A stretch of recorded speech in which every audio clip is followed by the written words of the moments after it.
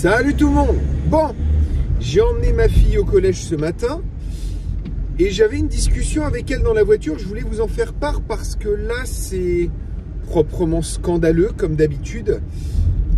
Un des signes de l'effondrement de notre société et principalement de la France et de l'Europe, c'est l'effondrement du système scolaire.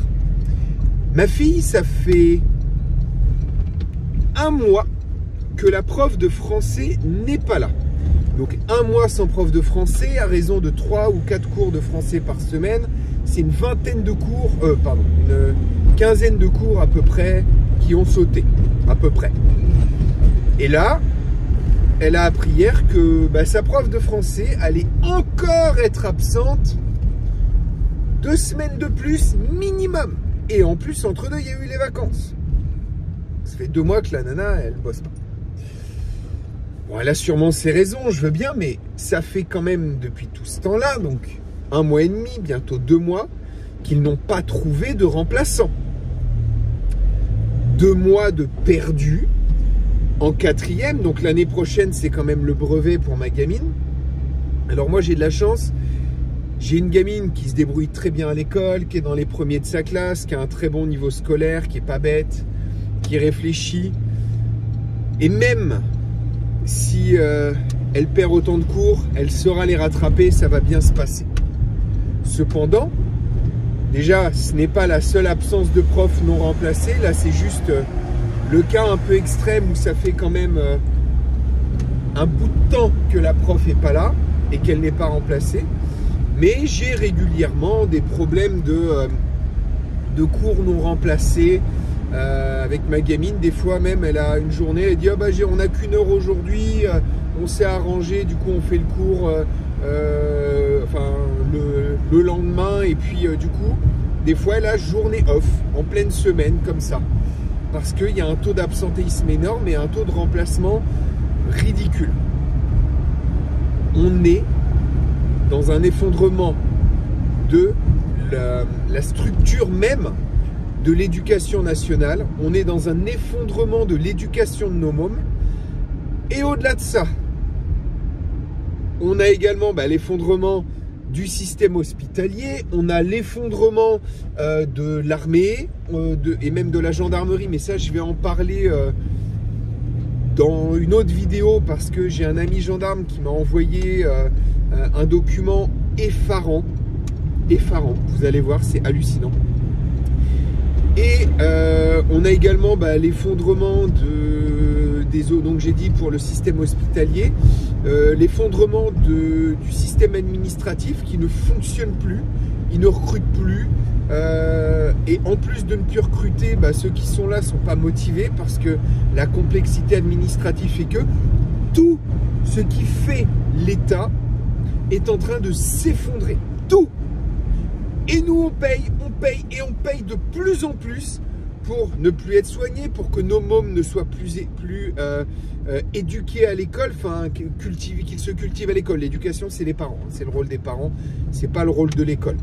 Mais ils n'apprennent plus grand-chose, et même dans ce qu'ils apprennent, honnêtement, des fois, ça va pas casser les briques. Alors vous me direz, oui, mais David, t'as qu'à la mettre dans le privé, c'est super le privé. Et c'est pas impossible que j'ai ça dans les commentaires. Le privé, c'est bien. Ça coûte de l'argent. Alors, en primaire, ça va. C'est 20-30 balles de plus par mois. C'est une petite somme. Mais quand on a 2 enfants, déjà, ça commence à faire 60 balles par mois. Quand on n'a pas des gros salaires ou quelqu'un derrière qui peut nous financer ça, c'est compliqué. Et arriver au collège, puis ensuite au lycée, ça devient ingérable financièrement. Moi, il me reste encore, alors heureusement, avant son lycée, au tout début lycée, moi j'aurais fini de rembourser mon entreprise, le prêt initial de mon entreprise, donc je pourrais me permettre plus de choses. Là, peut-être que j'envisagerais le privé, parce que là, c'est juste pas possible. Je vais vous donner un exemple. L'Ukraine a été longtemps vue comme le pays ultra corrompu, lol, et nous, on n'est pas corrompus du tout. Ça a été longtemps vu comme étant des pays là dans l'Est un peu en retard sur nous, la France, l'éducation, nanana. Ma fille, l'année dernière, il y a une jeune Ukrainienne qui est arrivée dans sa classe. Elle ne parlait pas français. Elle est première de la classe. Excusez-moi. Première de la classe, avec 18 de moyenne. Elle a 3 ans d'avance. Et elle a dit, ouais, mais en France, c'est trop facile les cours. C'est hallucinant. C'est hallucinant. Notre système français est mort. Le système européen aussi se casse la gueule. Mais la France, je crois qu'on est en pole position. On est dans la merde. Je ne sais pas si vous imaginez 3 ans d'avance pour une gamine qui avait 13 ans quand elle est arrivée. C'est-à-dire que nous, en 4e, ils enseignaient ce que eux apprenaient en CM2. Pour vous donner l'équivalence. Ce système est mort. Alors moi, je travaille dur pour assurer l'avenir de mes enfants.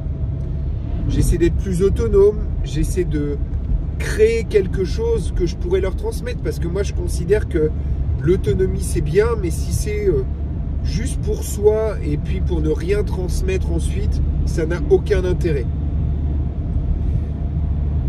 La question est toujours de se dire, mais quelle planète on va laisser à nos enfants? Eh bien moi, je vous pose la question, quels enfants on va laisser à notre planète? On est en train de laisser une génération de gamins pas éduqués, pas motivés, on leur promet aucun avenir. Moi, ça me fait mal au cœur pour ces gamins-là. J'espère en tout cas pouvoir leur proposer un bel avenir. Ça ne veut pas dire que si on ne fait pas d'études, on ne réussit pas. Au contraire, aujourd'hui, on gagne souvent bien mieux sa vie, on démarre bien mieux dans la vie quand justement on a des métiers manuels. Je l'encourage énormément. Mais la possibilité de faire des études, c'est aussi la possibilité de s'ouvrir plus de portes au démarrage, d'aller plus facilement vers quelque chose qui nous plaît.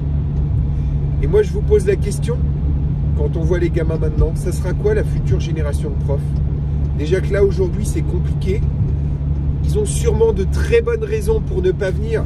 Mais moi, si demain, je m'arrête comme ça 2 mois, mon entreprise, qui l'a fait tourner? Eux, ils continuent d'être payés avec nos impôts. Et ils ont tout le temps quelque chose. Il y a tout le temps des profs absents. Moi, j'ai énormément d'amis à leur compte. Eh ben, aucun n'est jamais en arrêt. Ben oui, quand tu n'as pas le choix d'aller bosser, ben tu vas bosser. Et tu n'es pas arrêté pour un oui ou pour un non. J'en veux un petit peu aux profs quand même, je ne vous le cache pas. Alors, je vois déjà les commentaires. Je ne mets pas l'opprobre et je n'amalgame pas tous les profs. Bien sûr qu'il y a des profs, et je sais que toi qui es prof et qui va me dire « Ouais, ben moi je suis pas comme ça ». Je sais, toi tu es un passionné, tu aimes ton travail, tu n'es jamais absent. Mais il faut savoir également regarder dans son équipe comment ça se passe. Et moi j'en connais 1 ou 2 des profs, ils sont dépités. Ils ont des collègues qui sont tout le temps absents et pas remplacés. Et l'année dernière, mon fils qui était... non, il y a 2 ans, pardon. Mon fils, quand il était en petite section de maternelle, les 4 premiers mois, ils ont eu 10 profs. 10. Et encore, la plupart du temps là, bah, du coup, c'était remplacé. La prof qu'il devait avoir, qui était aussi la directrice de l'école, est en arrêt depuis 2 ans. Là, c'est sa 3e année. Je dis 2 ans, mais plus. C'est sa 3e année d'absence. Et elle est toujours considérée comme en arrêt. Elle est toujours payée à pas bosser. Alors, je ne sais pas ce qu'elle a. De ce que j'ai cru comprendre, elle est dépressive. Ah oui, mais moi, si je me mets en arrêt dépression, mon entreprise, elle coule et j'ai plus rien pour bouffer. Je suis désolé, mais à un moment, c'est injuste. C'est injuste. Moi, en tout cas, c'est des choses qui me révoltent.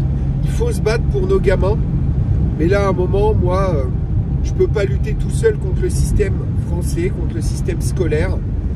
Donc, du coup, bah, ma façon à moi de lutter, bah, c'est de faire en sorte que si jamais, même si je fais tout pour leur rentrer des choses dans la tête, qu'ils travaillent bien, si jamais demain, à cause de ce système scolaire, malgré le soutien qu'on leur apporte derrière, ils n'ont pas la possibilité d'accéder à des études, eh bien moi de mon côté, c'est simple, ce que je vais leur offrir, le travail que j'aurais fait pour créer quelque chose pour eux, eh bien, si la société tient toujours debout, ce qui n'est pas sûr du tout, eh bien, au moins, je me dis, j'aurais tout fait pour les mettre bien. Et c'est la meilleure chose que vous pouvez faire pour vos enfants. Lutter frontalement contre ce système, c'est le meilleur moyen de se le prendre dans la gueule, de peut-être, pourquoi pas, même vous faire retirer vos enfants. Pour moi, on ne lutte pas, comme disait Kenny Arcana, on ne lutte pas contre le système en voulant le détruire. On lutte contre le système. Ah ben j'ai du mal ce matin.